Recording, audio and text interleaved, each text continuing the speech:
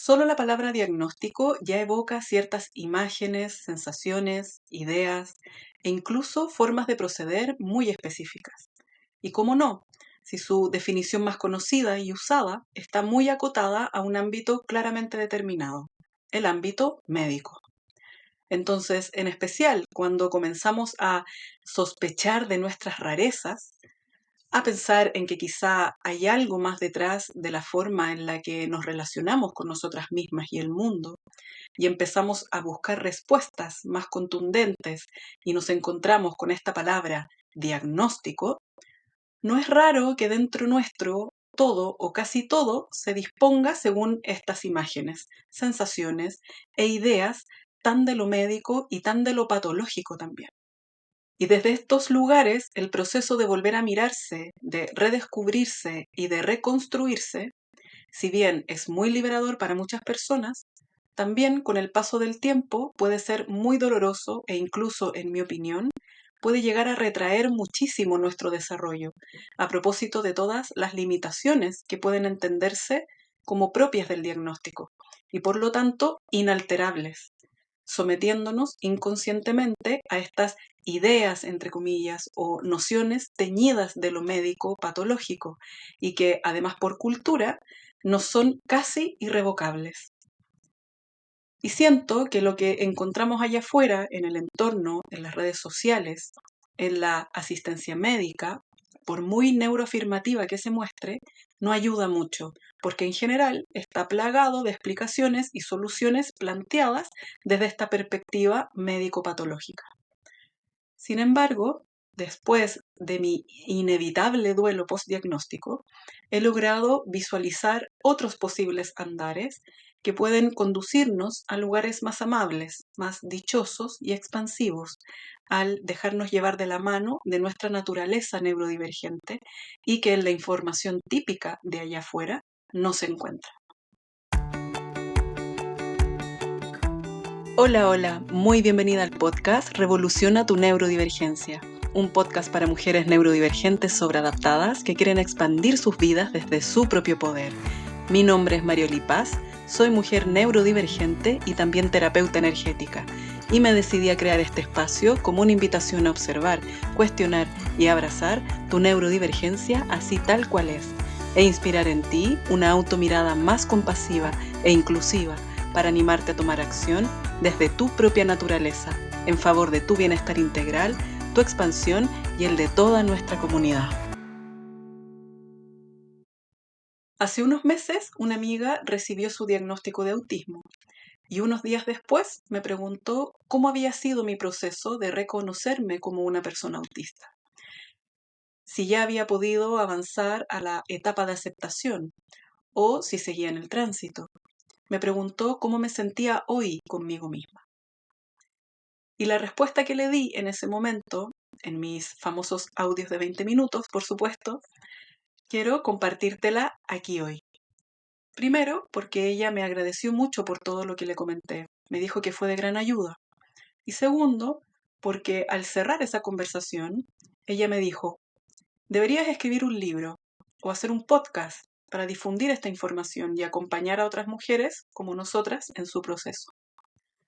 Así que en honor a la conversación en la cual se fecundó este podcast y que además impulsó un nuevo y más claro rumbo en mi trabajo como terapeuta, en este episodio te cuento un poco acerca de cómo viví mi proceso postdiagnóstico y qué cosas aprendí.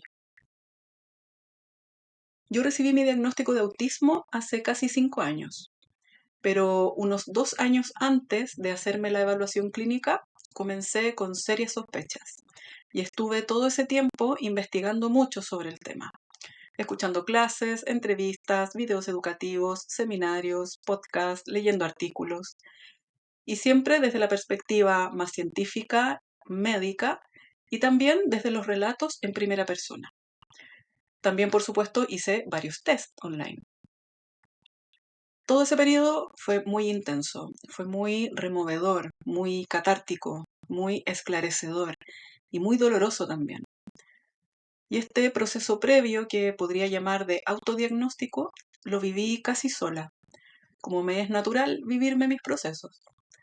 Solo compartí un par de conversaciones con dos amigas que escucharon atentas, nunca cuestionaron, y cuando ya obtuve el informe clínico, les conté y me dijeron, ah, pero claro, con razón.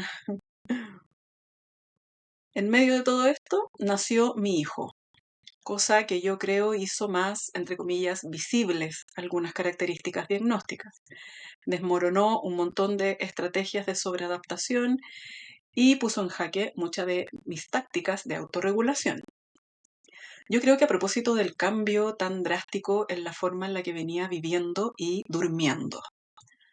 Entonces, en ese periodo ya se me hizo urgente saber qué era lo que realmente me hacía doler tanto la existencia.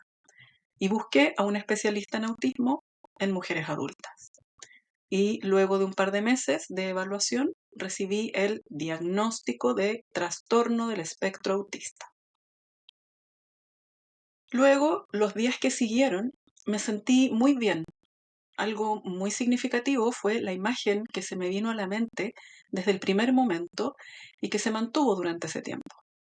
Y fue la de un rompecabezas de muchísimas piezas a medio armar que le faltaban partes completas, tantas que no se podía ver una imagen general del rompecabezas. Le faltaban más partes de las que tenía ya armadas y que de un momento a otro comenzaban a llegar las piezas que faltaban y comenzaban a completar estos enormes espacios vacíos, a llenar sus huecos y a conectar sus partes, sin armarse por completo. Le quedaban algunos huecos pequeños, sí, pero ahora sí se lograba tener una imagen más completa, más clara y general de ese todo que representaba ese rompecabezas. Y sentí que muchísimos acontecimientos de toda mi vida cobraban sentido. Hechos, frases, imágenes, reacciones, dudas, dolores y alegrías, minutos, días, meses, años, que antes sentía como nubes aisladas flotando en el cielo sin un devenir claro, ahora tenían una razón de ser, ahora se conectaban entre sí, ahora las entendía. Y fue realmente increíble la sensación como de claridad, de sentido, de conexión y de completitud que sentí en esos momentos, en esos días luego de recibir el diagnóstico oficial. Pero luego hubo como una caída a la realidad de, ok, sí, por estas razones he vivido todo lo que he vivido, hago las cosas como las hago, siento como siento, me relaciono como me relaciono, me cuesta como me cuesta, y esto no puedo cambiarlo. Eso fue para mí muy duro, porque desde mi interés profundo y eterno por el desarrollo personal, hasta ese momento yo trabajaba mucho en mí misma para vivir mejor, para sentirme mejor, para ser feliz, en donde la transformación y el cambio, yo creía, eran cosas fundamentales. Y ahora me encontraba con características, asuntos, situaciones que no podría cambiar, que simplemente tocaba aceptar y dejar ser. Algo que seguramente por mis altos niveles de sobreadaptación, transformación adaptativa o masking y el enorme daño que presentaba mi autoestima, me generaba muchísima angustia, muchísima ansiedad y como un dolor psíquico y una sensación de pérdida absoluta de control. Por otro lado, mi mente desbocada comenzó a pensar mucho en las definiciones médicas, en las patologías asociadas, también conocidas y mal llamadas comorbilidades, en palabras como discapacidad y en las consecuencias sociales de todo esto, como la posibilidad de ser considerada por las personas cercanas o el personal de salud, por ejemplo, como una madre incapaz de cuidar a su hijo.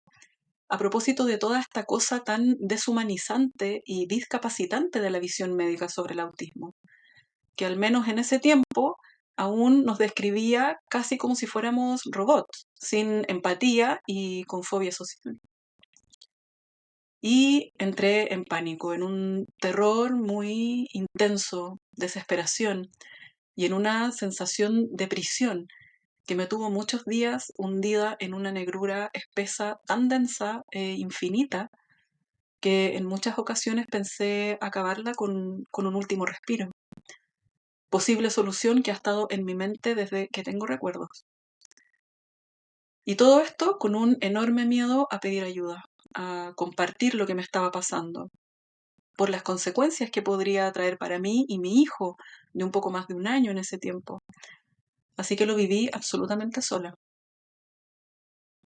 Pero hubo una frase que me rescató. Como madre primeriza y autista, los cuidados y la crianza de quienes vienen recién llegando al mundo, les bebés, se volvió mi interés especial, mi interés profundo. Entonces, cada pequeño ratito libre que tenía, entre comillas, cada vez que mi hijo dormía o no me necesitaba presente, me dedicaba por completo a aprender y reflexionar sobre crianza y cuidados de los bebés. Y en medio de toda esta información, hubo una frase que me quedó tatuada en el alma. Mamá feliz, hijo feliz. Así que yo, muy obediente con lo que me hizo sentido en ese momento, comencé a procurar mi bienestar y decidí comenzar a construir mi propia felicidad. Y en esta tarea, por supuesto, emergieron infinitas incomodidades y resistencias y dolores y batallas internas, frustraciones y por supuesto ganas de abandonar. Porque me di cuenta que esta propia felicidad es un resultado del aceptarse y dejarse ser que mencioné antes. Así que como buen camino en espiral, volví a un punto anterior, ya conocido, pero esta vez desde otra posición.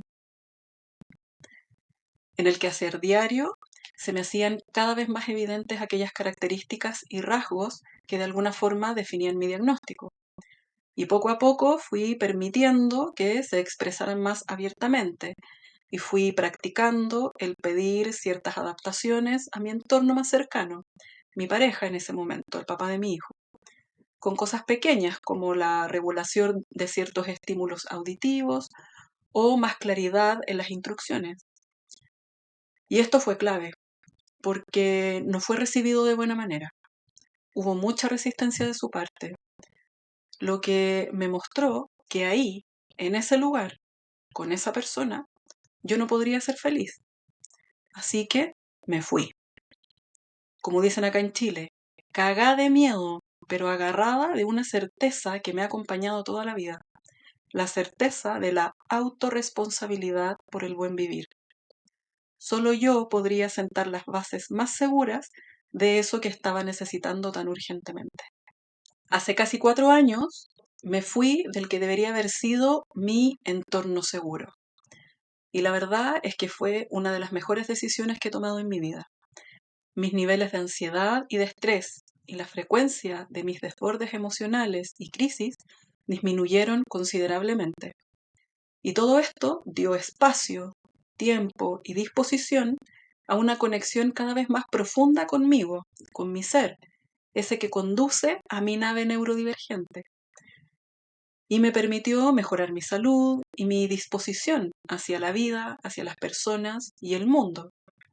E incluso poder construir juntos con el papá de mi hijo una relación familiar, no de pareja, sino familiar, bastante saludable, respetuosa y de apoyo mutuo en favor de los tres. Un alivio vital. Y por supuesto que todo este tránsito fue un paseo en montaña rusa en medio de un terremoto con tormenta eléctrica y tsunami. Todo un gran y sacudido proceso en el cual experimenté muchos estados internos diferentes y polares. Días de muy buen ánimo y disposición y días de odiar todo y a todos. Días de querer comunicar y compartir lo neurodivergente y días de caracola muy metida en su concha oscura y silenciosa. Días de alegría y energía y días de tan profundo dolor que me hacían querer abandonar la vida, literalmente. No lo hice porque mi hijo es una poderosa ancla. Y también, seguramente, por hiperempatía, espíritu revolucionario y porfía. La culpa de dejar a un hijo muy deseado por lo demás sin mamá, de apagar para siempre la oportunidad de ayudar a reivindicar las divergencias humanas para aportar en la construcción de un mundo mejor. Cliché, sí, pero absolutamente vital para mí. Y de callar una de las tantas voces que defienden la justa y necesaria vida plena, saludable y feliz para toda la Tierra, me lo impidió. Y bueno, ¿qué explicación hay para todo esto? En términos técnicos, el proceso de diagnóstico de neurodivergencia y todo lo que se vive después equivale a un duelo.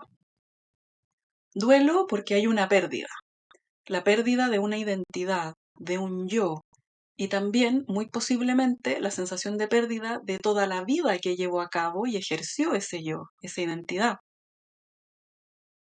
Si bien en el caso de personas neurodivergentes con diagnóstico tardío es muy común la sensación de falta de identidad o de no tener una identidad muy definida, seguramente a propósito de las innumerables transformaciones adaptativas, conocidas también como masking, que necesitamos hacer desde muy pequeñas para sobrevivir, en el fondo de nuestra psique hay un algo, seguramente muy difuso, que sentimos que de alguna forma nos define, entre comillas, y nos da como un pseudomarco de referencia. Entonces, cuando después de tantos años nos enteramos de que éramos otra cosa, o éramos lo que siempre supimos, pero suprimimos por miedo, por autoprotección, por no quedar fuera, por la presión social, etc., e hicimos otra cosa de nosotras mismas, ese yo que construimos inevitablemente muere, se desvanece como una ilusión. Y eso, con justa razón, duele, y mucho, porque no solo se trata de un yo, sino también de las tantas experiencias, decisiones, aventuras y desventuras, amores y desamores que vivió ese yo. Se trata de toda una vida y de todas las posibilidades que pensamos hubieran sido si lo hubiéramos sabido antes. La sensación de muerte, de desvanecimiento e incluso de destrucción es profunda y real. Y ahora toca transitar ese dolor, toca adaptarse a la nueva situación, a la nueva propuesta. Toca desenterrar, recuperar, volver a armar y quitarle los ropajes ajenos a esas partes de nosotras mismas que con las mejores intenciones intervinimos, consciente e inconscientemente. Toca mirar con otros ojos, dar nuevos significados e integrarlos. Y esto es una profunda y ardua tarea que toma tiempo, requiere de energía y de nuestra presencia. En general, se definen 5 etapas para este duelo postdiagnóstico, que se plantean en el siguiente orden. La primera fase sería la negación, en donde nos cuesta darle validez al diagnóstico y pensamos que seguramente hay un error, que no puede ser cierto, en especial cuando estamos muy bien entrenadas en lo neurotípico. Hemos adoptado muchas transformaciones adaptativas y no nos sentimos reflejadas o representadas por él o los perfiles promedio descritos formalmente o por los estereotipos más bien populares de las diferentes neurodivergencias. Y esto es más común aún cuando se presenta altas capacidades, entre comillas, ya que justamente este tipo de cableado neuronal permite captar, aprender y ejecutar mucho más fielmente los comportamientos, lenguajes y formas de ser neurotípicas. La segunda es de rabia, frustración, impotencia y resentimiento en relación a todo lo que se perdió y a todo lo que se malentendió por no saber que funcionábamos naturalmente de esta forma. Y también por todos los apoyos que necesitamos en muchos momentos, en especial en la infancia, y no recibimos, porque ni nosotras ni las personas que nos cuidaron sabían. Nos da mucha rabia cómo nadie lo detectó, cómo el sistema educativo, social, familiar nos presionó, nos ninguneó, nos adiestró, nos invisibilizó. Sentimos mucha rabia con el mundo y también con nosotras mismas, en especial cuando nos topamos con dificultades que la mayoría de las personas no vive. Y nos sentimos muy frustradas e impotentes al imaginar cómo hubiera sido si hubiéramos sabido antes, o si se nos hubiera apoyado porque pensamos que seguramente así hubiera sido mucho menos doloroso y que hemos vivido y seguimos viviendo una injusticia irreparable. También pensar en que no podemos cambiar ni nuestro pasado ni nuestra condición, entre comillas, puede generarnos mucha rabia e impotencia y la sensación de estar atrapadas o inmovilizadas. La tercera etapa es la negociación, en donde vivimos un tira y afloja entre el aceptar lo que realmente somos y el apego a nuestros mecanismos de adaptación, que sin duda nos sirven, pero a un costo muy muy elevado. Y también el apego a las expectativas sociales, a propósito de la necesidad tan humana, tan mamífera, tan vital de pertenecer a una comunidad, a una identidad común. Entonces se siente como un ir y venir constante entre quizás si me esfuerzo más, podría ser más normal, y quizás si me respeto este límite o esta necesidad, las cosas podrían ser distintas. Pienso que en esta etapa ya es posible ir tomando una conciencia más clara y profunda de nuestras adaptaciones, que después de tantos años ya funcionan en automático, y que en esta toma de conciencia tenemos la oportunidad de perpetuar y o sostener ese comportamiento, esa decisión, ese ritmo neurotípico y continuar como si nada, o parar, observar, evaluar y retomar la acción, pero ahora desde nuestros verdaderos requerimientos. Como cuarta fase se plantea la tristeza, en donde nos lamentamos, nos abatimos y sufrimos por los enormes desafíos que vivimos en las experiencias pasadas, sin comprender por qué tuvo que ser así. Por el dolor de sentirse tantísimas veces en lucha sin el apoyo ni la comprensión adecuadas, por lo perdido, por lo que no pudo ser. Y en su función biológica, la tristeza o la pena nos ayuda a procesar las experiencias dolorosas, a, entre comillas, sacar en limpio, a ordenarnos internamente, a priorizar y a partir de ahí hacer los ajustes necesarios para poder continuar. Por último, la quinta fase sería la de aceptación, en donde comenzamos a abrazar nuestra naturaleza neurodivergente. Buscamos comunidad y comenzamos a relacionarnos con nosotras mismas desde la autocompasión, procurando nuestro bienestar. Aquí comprendemos que sí es posible desarrollarnos y prosperar desde nuestro yo neurodivergente más auténtico. Llegar a esta fase no significa que el viaje ha terminado, sino que podemos seguir avanzando con una sensación de mayor certeza interior y empoderamiento. A todo lo anterior, yo agregaría una sexta etapa, quizá al inicio del proceso, que podría llamarse de sentido o de claridad. Y si bien hasta ahora no tengo evidencia de cuán común es, he encontrado relatos que refieren a esta fase. Y se caracteriza por la sensación de orden interno, de que se unen cabos sueltos, de que esas partes de tu vida o de ti que antes flotaban aleatoriamente por los terrenos adyacentes al cuento central de tu existencia, pareciendo no tener mucha relación con él, encuentran por fin su espacio y se ensamblan en tu historia, trayendo claridad a tu vivencia completa.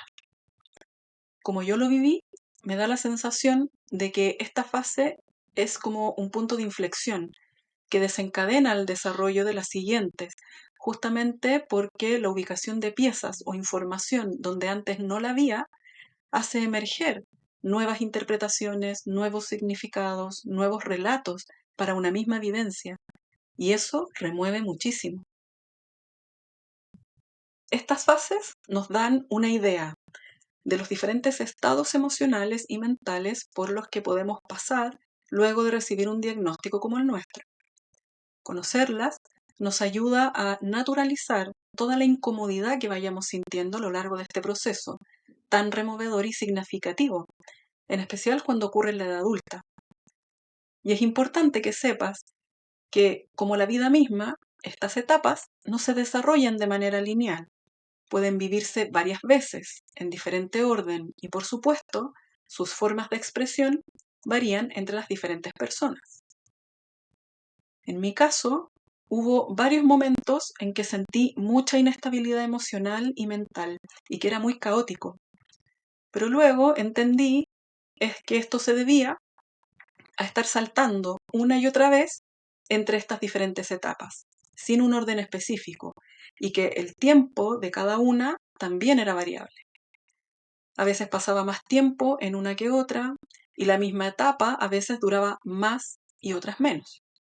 Y esto, además de la sensación de caos, muchas veces me hizo pensar que había retrocedido o que estaba estancada sin poder avanzar.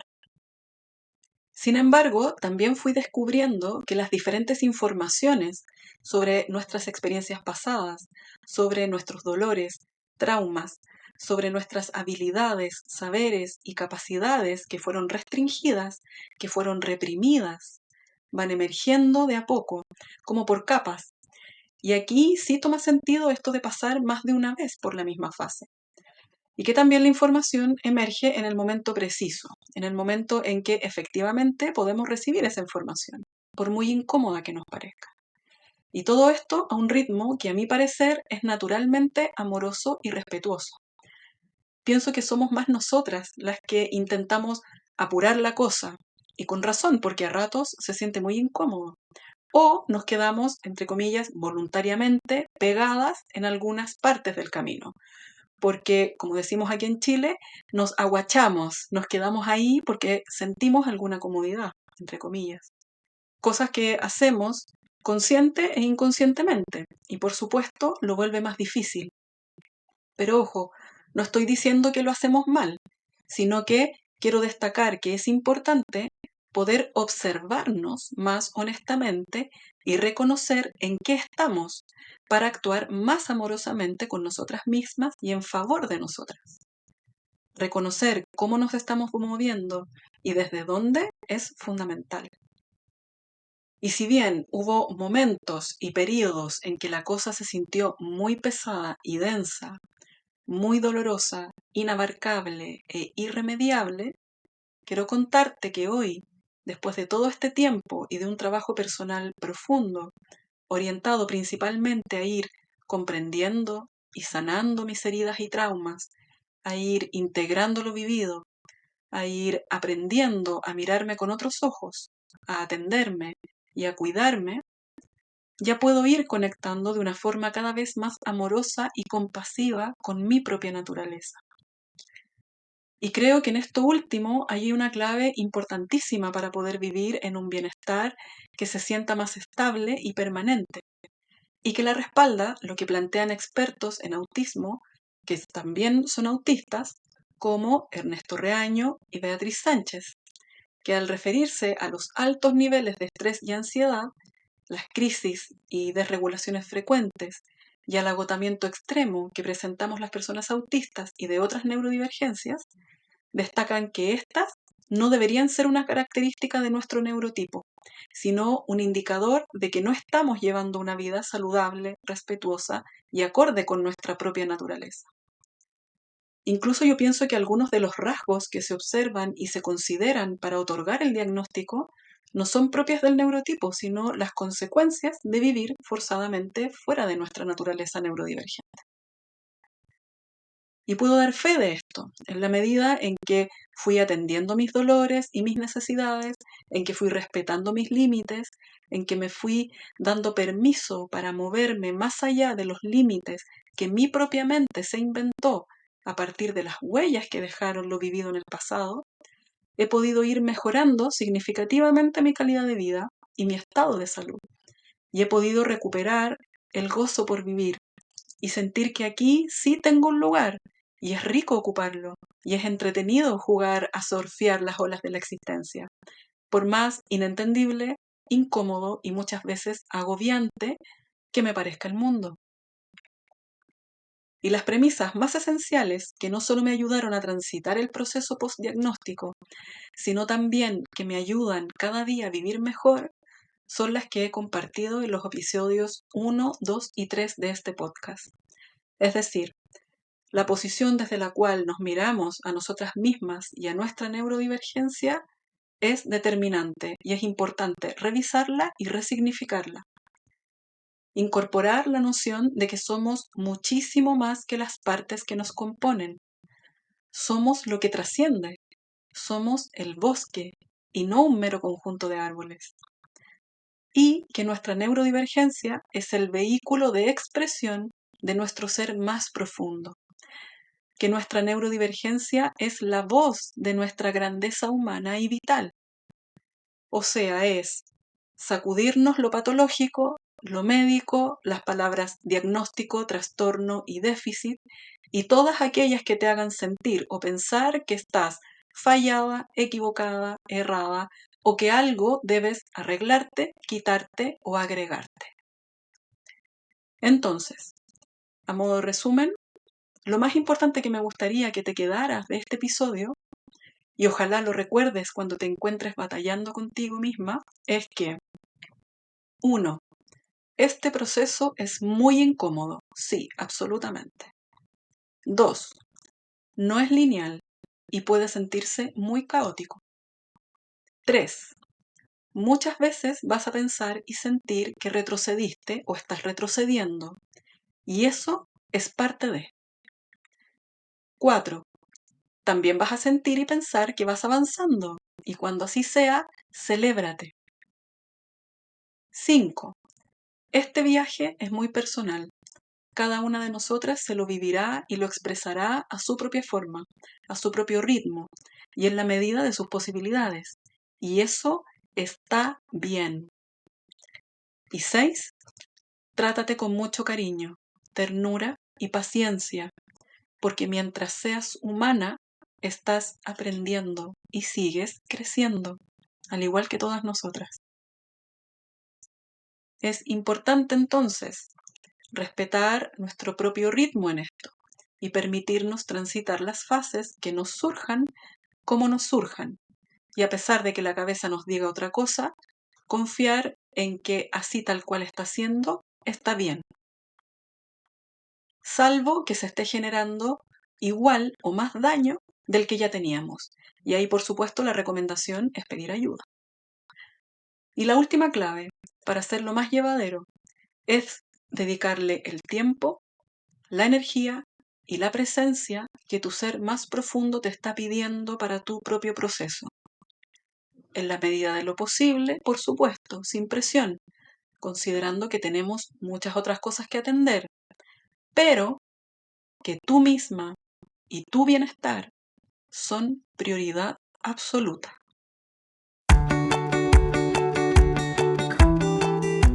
Hasta aquí este episodio del podcast Revoluciona tu neurodivergencia. Espero que haya sido un bonito aporte en tu día y una gran motivación para animarte a abrazar tu neurodivergencia así tal cual es, porque así tal cual es perfecta y correcta. Muchísimas gracias por llegar hasta aquí, por dedicar parte de tu tiempo a escuchar lo que quiero compartir contigo y en especial, muchas gracias por existir, por ser quien eres y estar disponible para ti. Te mando muchos cariños y te deseo hermosos días. Un abrazo y nos encontramos en el próximo episodio.